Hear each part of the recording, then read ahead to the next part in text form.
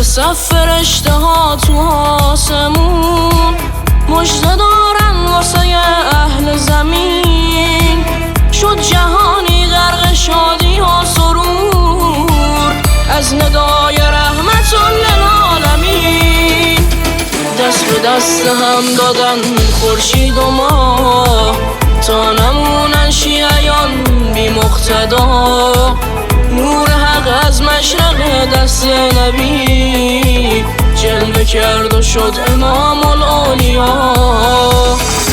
همه دنیا بدونن رمز قدیر انتخاب ولی از سمت خداست که به فرموده ختم المرسلین علی مولای تموم عاشقان. شیر خدایی فاتح خیبر قرآن ناطق صدیق اکبر دریای علم صاحب منبر همسر زهرا جانب یمبر عبدالمتینی شافع محشر محبوب احمد دلبر و دلبر ابو تراب و حیدر و صفدر علی علا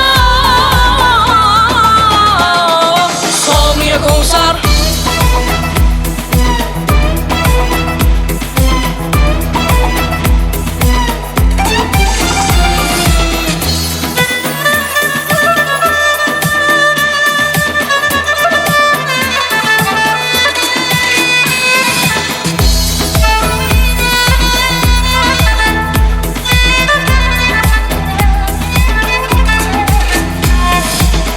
روز لبخند محبان علی جشن دل دادن به ولایت. روز بیعت با امیر المومنین عید کامل شدن رسالت. هر کسی مهر علی تو قلبشه، هر کسی ولایتش با حیدره.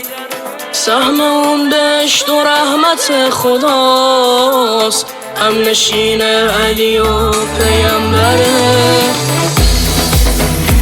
زاده کعبه و سلطان نجف، اولین یاور دین مصطفی.